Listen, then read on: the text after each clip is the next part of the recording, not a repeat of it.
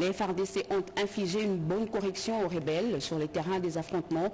Les forces loyalistes ont délogé les ennemis de leur position à Saké. Pendant ce temps, plusieurs localités sont passées sous le contrôle de FARDC. Plus de 10 millions de morts, la reconnaissance internationale du génocide en République démocratique du Congo est plus qu'obligatoire. À Kinshasa, un atelier préparatoire vient d'être initié. Voilà pour les titres. Mesdames et messieurs, bonjour, excellent réveil à tous. C'est très heureuse de vous retrouver à travers cette première livraison d'informations matinales. La guerre à l'est du pays, sur le terrain, les choses s'accélèrent, sur le plan diplomatique aussi. Le briefing presse co-animé mercredi dans la soirée par le ministre de la Communication et des Médias, la ministre d'État, ministre en charge des Affaires étrangères et le porte-parole des FARDC est revenu sur le dernier développement de la situation sécuritaire dans la partie est du pays. Jacques Kaboba. Et d'ailleurs, quand j'ai répondu à la première question, j'espère que vous avez vu cette image dans les réseaux sociaux. Un colonel rwandais, le lieutenant-colonel Nzitonda, qui s'est pendu. Il s'est pendu et avant de se pendre, il a laissé ce message qui est un testament. Et mon secrétaire particulier qui parle correctement anglais l'a traduit. Et ce message dit ceci, testament du lieutenant-colonel rwandais Jacques Nzitonda. Colonel Jacques Nzitonda. J'ai décidé de mettre fin à ma vie à cause du traitement du leader de mon armée. Qui est le leader de son armée? C'est Paul Kagame. Je n'avais pas prêté serment pour venir mourir au Congo, plutôt de servir mon pays, non pas d'être envoyé au Congo. Nous sommes en train de voir comment nos militaires rwandais sont en train de mourir sans raison. Désolé ma famille pour toute chose. Je sais que vous aurez mal, mais je n'ai pas de choix que de partir. Il a écrit de partir, mais entre guillemets, entre parenthèses, mourir. Parce que si je rentre au Rwanda, je serai tué. Nous allons nous rencontrer à la prochaine étape. Nous nous sommes entrés dans l'armée pour combattre, non pas pour combattre les Congolais, mais plutôt pour défendre notre pays partout où il y a trouble. Ça, c'est son testament. Pillage systématique des ressources minières en République démocratique du Congo, les experts des Nations Unies ont formellement indexé le Rwanda dans leur rapport, le coton du sang. Selon ce rapport, la chaîne logistique s'étant contrôlée par l'armée rwandaise et leur supplétif du M23, Bamboué, Mouchaki et Kiroliroé dans le territoire de Massissi en font partie pour atterrir finalement au Rwanda. Marie-Louise Mbela pour le commentaire. La République démocratique du Congo est en proie à un pillage minier systématique orchestré par le Rwanda. C'est ce qui ressort du rapport publié par l'ONU. Le pillage des ressources minérales de la République démocratique du Congo prend des proportions spectaculaires sous la houlette de l'administration AFC M23 en étroite collaboration avec le Rwanda. Selon les experts de l'ONU, plus de 150 000 tonnes de coton ont été illégalement des terres congolaises et exportées vers le Rwanda. Ce rapport met également en lumière la guerre économique que la mène en RDC, notamment en ciblant l'est du pays. Il pointe la nouvelle route d'exportation des minéraux de Rubaya vers le Rwanda. L'armée rwandaise, soutenue par le M23, contrôle l'ensemble de la chaîne logistique qui s'étend de la zone minière à la frontière rwandaise. Les minéraux transitent par Bihambwe, Mouchaki et Kiroliwe dans les territoires de Massissi ainsi que par d'autres localités telles que Kichanga, Kizimba et Kibumba jusqu'à la frontière. Le recherche satellitaire révèle que les minéraux étaient chargés dans des camions en provenance du Rwanda stationnés à proximité du marché de Kibumba avant d'entrer en RDC. L'AFC M23 a mis en place un système de travail forcé appelé Salongo, exigeant les populations locales à élargir les routes pour faciliter le passage des camions. Ces commerces illicites génèrent au moins 800 000 $ américains de taxes mensuelles pour les rebelles qui contrôlent les transports de près de 150 tonnes de coltan par mois. Les frappantes taxes appliquées totalisant 7 $ par kilogramme de coltan et de manganèse et 4 $ pour les thés renforcent la rentabilité de ces réseaux. Le rapport de l'ONU souligne également que l'exploitation de l'or échappant au contrôle de l'État congolais rapporte annuellement environ 140 millions de $ américains aux groupes armés et aux réseaux criminels. Les experts de l'ONU exhortent donc le gouvernement rwandais à mettre fin aux perturbations des systèmes avertissant des conséquences néfastes sur les opérations humanitaires et aériennes en RDC. En somme, ces rapports accablants révèlent le monopole de la coalition AFC M23 sur les ressources minérales et les ramifications économiques qui en découlent tant pour la coalition terroriste que pour l'économie rwandaise. Des recommandations précises ont été formulées pour enrayer cette exploitation illicite, appelant à des mesures concrètes des gouvernements d'Angola, de la RDC et du Rwanda pour restaurer l'intégrité de la chaîne d'approvisionnement minéral dans la région des Grands Lacs. Restons encore au Nord Kivu où la situation sécuritaire préoccupante occasionne des millions de déplacés qui vivent dans des conditions infrahumaines au camp des déplacés aux environs de Goma. La situation est intenable, une promiscuité qui laisse à désirer. Un appel a été lancé pour le désengorgement de ce camp. Robert Ndaye-Tchisesi.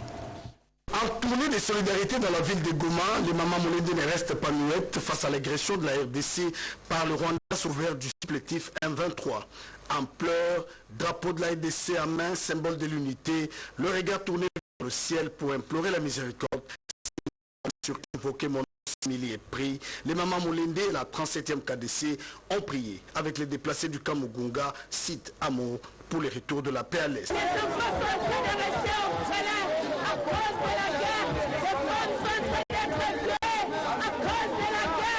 Une cérémonie sobre mais pleine de signification pour ceux qui souffrent à cause de cette agression barbare. Il y a beaucoup de difficultés dans ces camps. Ils n'ont pas seulement besoin de nous tirer, mais ils ont aussi besoin de la sécurité. Mais ils vivent dans la promiscuité totale. C'est difficile de garder les gens dans les camps, de déplacer pendant très longtemps. Je m'adresse surtout à nos autorités qu'ils puissent tout faire pour que ces populations puissent retourner dans leur village. Avant de boucler leur tournée humanitaire, les Maman Molende ont distribué leur assistance aux plus vulnérables. Avec un seul message, les déplacés de Goma ne sont pas oubliés. Mais le vœu de se déplacer est termine. Merci à toutes les personnes anonymes, particulièrement un grand merci aux rapporteurs de l'Assemblée nationale et au révérend pasteur Sangouma Temongon de Mosai. Ce papa, lui, restera infirme toute sa vie à cause des balles reçues par les rebelles du M23. Ces vivres distribués ont laissé une empreinte indélébile dans les cœurs des déplacés, renforçant les liens entre ceux qui donnent et ceux qui reçoivent. Merci Goma.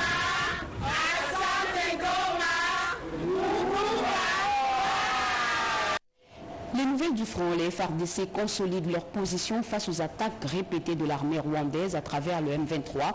Les localités de Kanyero, dont le groupement de Boado et Machiki, sont passées sous le contrôle des FARDC, y compris Ngungu. Regardez. C'est la chose, le commandant Fok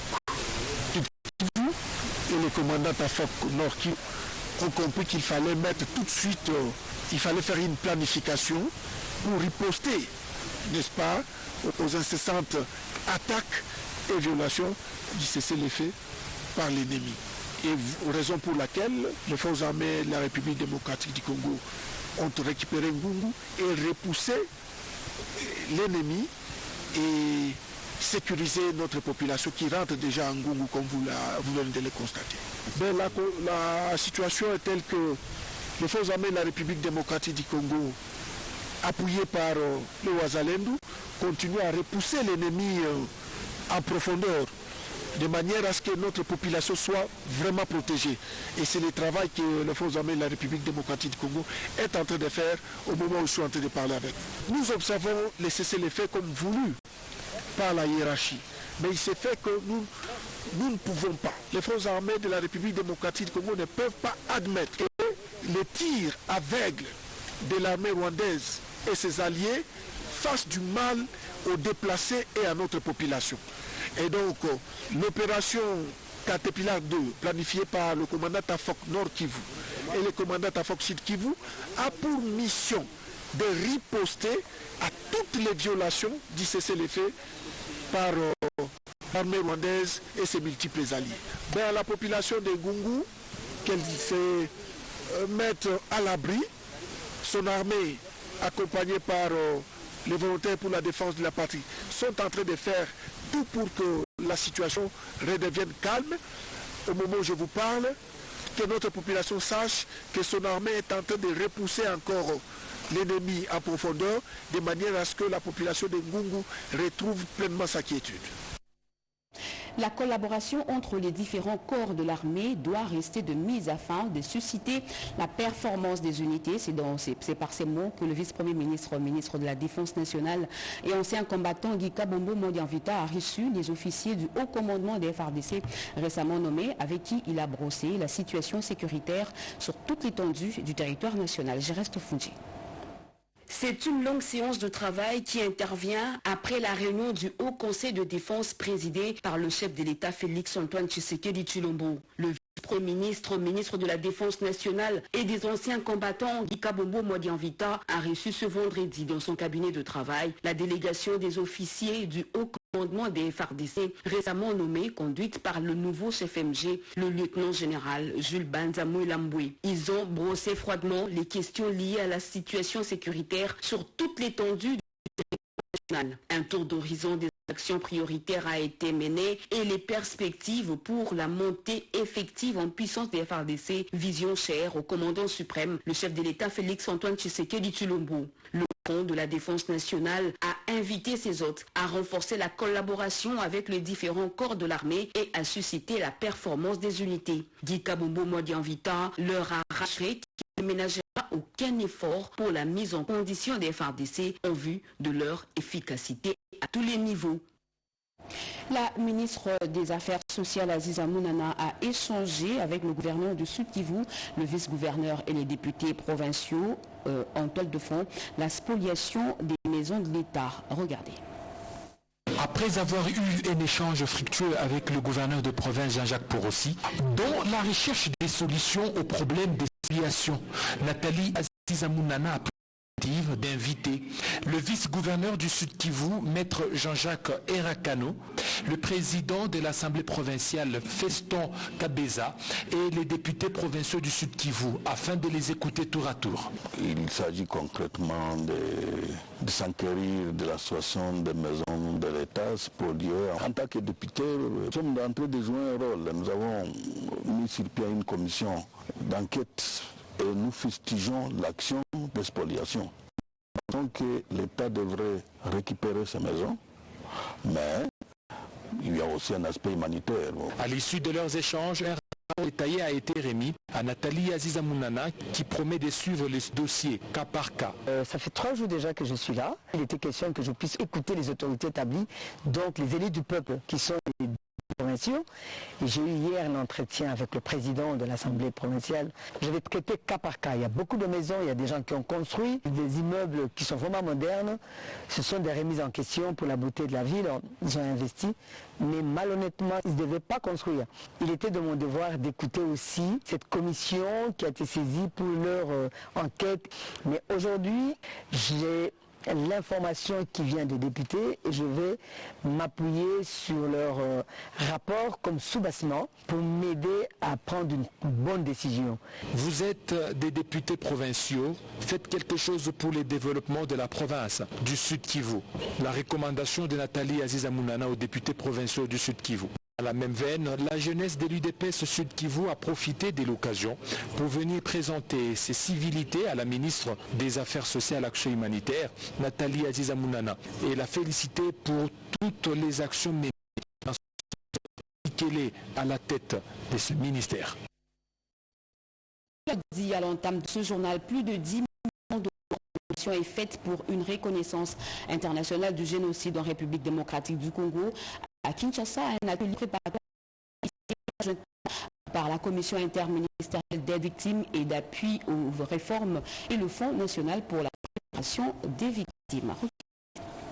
Depuis plus de 3 décennies, l'air des théâtres d'un conflit dévastateur, souvent qualifié de génocide silencieux. Plus de 10 millions de personnes ont perdu la vie et des centaines de milliers ont été de victimes des violences, des déplacements forcés et d'autres sans une reconnaissance à la hauteur de la tragédie. Ces génocides silencieux, ignorés par une grande partie du monde, nécessitent une mobilisation urgente. Il ne faut pas attendre que la reconnaissance vienne d'abord de eux, qu'eux nous disent qu'effectivement il y a eu génocide au Congo, mais nous qui avons souffert, nous qui sommes victimes, c'est nous qui devons porter d'abord cette affaire devant la communauté internationale pour faire établir effectivement qu'il y a eu génocide au Congo. Un enjeu fondamental à différents niveaux. C'est un enjeu absolument fondamental à différents niveaux, tant pour les victimes, tant pour donc la société congolaise en général et aussi au niveau international pour qu'il y ait une reconnaissance effectivement des actes de génocide qui ont été commis en RDC. La reconnaissance officielle de ces atrocités est essentielle pour rendre justice aux victimes et aussi instaurer une paix durable en RDC, a martelé le professeur Luzolo Bambilesa. Pour conjurer la paix, il faut un processus de justice transitionnelle. Et dans ce processus de justice transitionnelle, la matière, c'est le génocide, le génocide congolais, qui englobe un peu la représentation criminelle, je dirais, de toutes ces atrocités que le Congo a. La commission interinstitutionnelle d'aide aux victimes et d'appui aux réformes SIAVAR et le Fonds national pour la réparation des victimes FONAREV, organisateurs de ces travaux, réaffirment leur engagement à œuvrer pour la reconnaissance et la réparation des victimes des atrocités commises en RDC.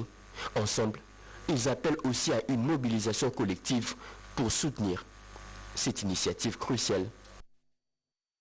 La République démocratique du Congo était présente au sommet extraordinaire des chefs d'État sur le programme détaillé de développement de l'agriculture en Afrique qui s'est tenu à Kampala en Ouganda. C'est tout naturellement le ministre de l'Agriculture, Grégoire Muchali Motombo, qui a représenté le pays. Regardez. Avec son budget national estimé à hauteur de 11,2% dans le secteur agricole, la République démocratique du Congo est à mesure de soutenir les engagements de Kampala concernant le programme détaillé pour le développement de l'agriculture africaine. Résolution prise par le ministre d'État de l'Agriculture et Sécurité alimentaire, ingénieur Grégoire Muchai Mutombo, représentant personnel du chef de l'État au sommet extraordinaire de Kampala en Ouganda sur l'élaboration des stratégies et actions pour assurer la sécurité alimentaire en Afrique entre 2026 et 2035. Tout en remerciant le programme proposé par l'Union africaine relatif à la protection des agrosystèmes, le ministre d'État Muchai a sollicité également la mise en place d'un programme de production de semences. Nous demandons aussi que nous puissions vraiment inclure dans le programme la production de semences, ainsi que pour permettre à ce que nous puissions bien moderniser notre agriculture. La plupart de nos pays n'avons pas assez de semences de très bonne qualité, donc c'est le temps que nous puissions avoir des programmes très importants de production de semences. Le représentant de la RDC au sommet extraordinaire de Kampala, Grégoire Muchai Mutombo, ministre d'État de l'Agriculture et Sécurité alimentaire, n'a pas manqué de vanter la grandeur et l'immensité des ressources de la RDC et sa situation au cœur du continent qui lui confère une notoriété de pays solution pour l'Afrique et le monde.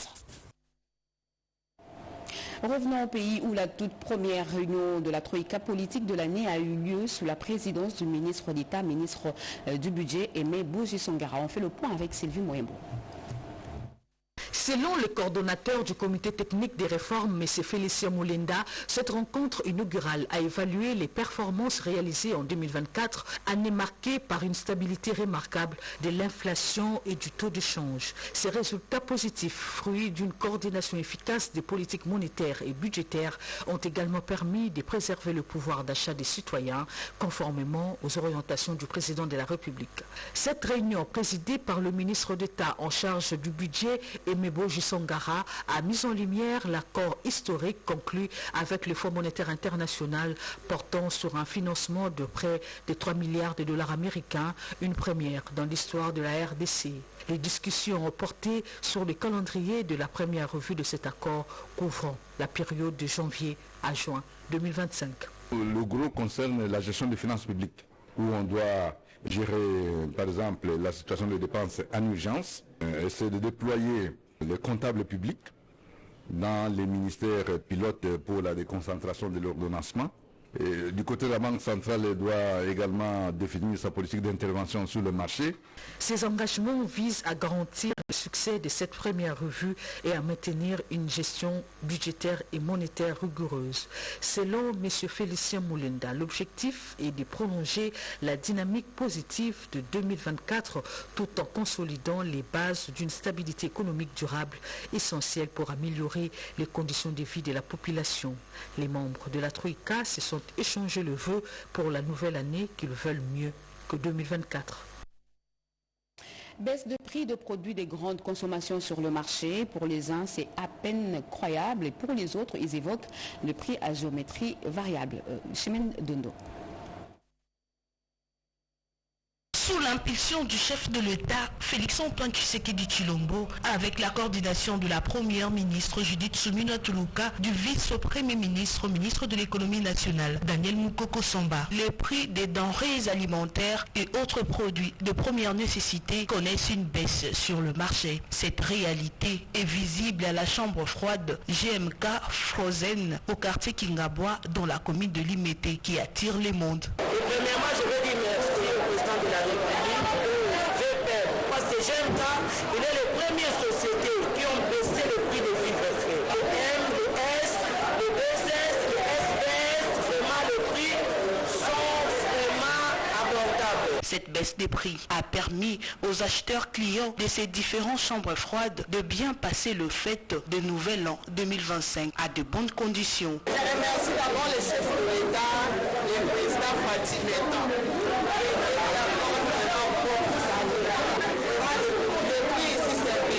Saisissant de l'occasion, la population quinoise félicite le chef de l'État et la première ministre pour l'instruction donnée et respectée à la lettre pour son exécution par le vice-premier ministre, ministre de l'économie, Daniel Mukoko Samba. Le directeur général adjoint de la Caisse nationale de sécurité sociale, CNSS, a ouvert un atelier de formation de 14 jours pour les délégués syndicaux élus de la CNSS. Les détails avec Rodé Panda. Cette formation syndicale, ouverte en séjour par le directeur général adjoint de la CNSS, Caisse nationale de sécurité sociale, Didier Kipopa, a concerné les délégués syndicaux élus de la CNSS. Pour lui, cette formation vise 3 objectifs. Le premier, c'est vous approprier du cadre légal de la représentation et de la discussion avec l'employeur. Le deuxième, c'est d'identifier ou connaître les étapes clés de la représentation et de la négociation collective. Le troisième objectif, c'est de développer une stratégie, une technique de préparation et de la négociation collective. En finançant ce travail, la direction générale s'attend à ce que chacun de nous, chacun des délégués, à la fin de ce travail, puisse au moins maîtriser ces 3 objectifs que la formation s'est assignée. Le délégué principal de la CNSS, Jean Eko Mafoua, reconnaît l'importance de la formation syndicale. Être élu délégué syndicaux, c'est bien. Mais être un délégué syndical formé, c'est mieux. Parce que c'est un travail à haut risque. Si vous n'êtes pas formé, vous pouvez aller vous exposer même au licenciement.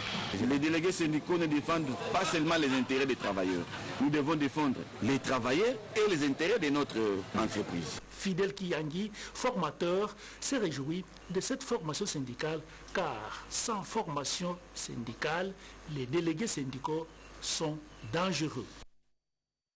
C'est un nouveau partenariat qui vient d'être scellé entre les entreprises du portefeuille et un certain nombre des partenaires allemands.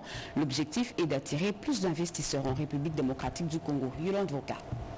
Des passerelles sont jetées pour créer une synergie entre les entreprises du portefeuille et établissements publics avec des partenaires allemands à travers Africa First Network.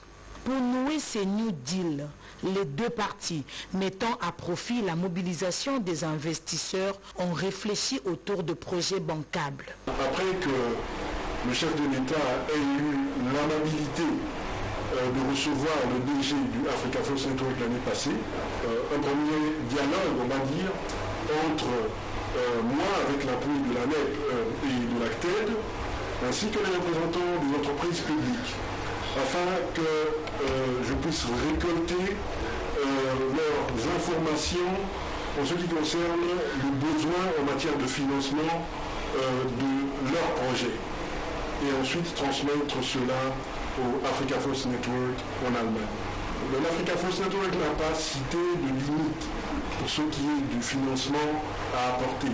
Cela dépendra de l'entreprise allemande qui sera intéressée à tel ou tel projet ici en RDC. L'administrateur, secrétaire exécutif de la NEP, Patrick Ngoulou, a mis un point d'orgue sur la matérialisation par ces entreprises et établissements publics des 6 axes prioritaires de la vision quinquennale du chef de l'État dans son volet emploi et diversification de l'économie. Les anciens maires de Lubumbashi et les responsables du cadastre ont été frappés par une motion d'interpellation concernant la spoliation du lac Tchombe. Le sujet a fait l'objet d'un examen à l'Assemblée provinciale du Haut-Katanga. Regardez. C'est en ces termes que l'honorable Kishimangoï Patrice a présenté l'objet de la motion d'interpellation adressée aux anciens maires de la ville de Lubumbashi et aux responsables du service cadastre concernés par le cas d'expoliation de la rivière Lubumbashi et le lac Tchombe dans la séance plénière de ce jeudi 9 janvier 2025 par l'honorable Kaboudomba Michel, président de l'organe délibérant du Haut-Katanga. Méticulé, l'émotionnaire a évoqué tout le cas lié à la spoliation des espaces réservés à l'État congolais, confronté le document qui octroie les espaces aux tierces. L'élu de la circonscription électorale de Mitwaba exige des réponses nécessaires aux interpellés. 32 honorables députés ont voté pour et 4 ont voté contre la recevabilité de cette motion d'interpellation. Au cours de cette même séance plénière, le rapport de la commission spéciale chargée de s'enquérir de l'état environnemental au sein et aux alentours des entreprises Metalmine et CJCMC à Likasi a été auditionné par les honorables députés provinciaux, suivi de son adoption moyennant quelques observations y apportées. Une autre séance plénière de cette session extraordinaire est prévue dans quelques jours pour faire la lumière sur les matières retenues au cours de la dite session.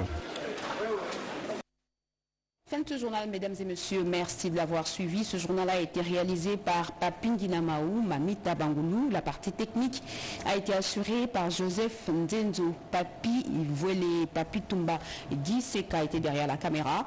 La prochaine édition, c'est tout à l'heure à 13h30 avec Yvette Makuntima. Très bon tour de programme sur la chaîne nationale et excellent week-end à tous.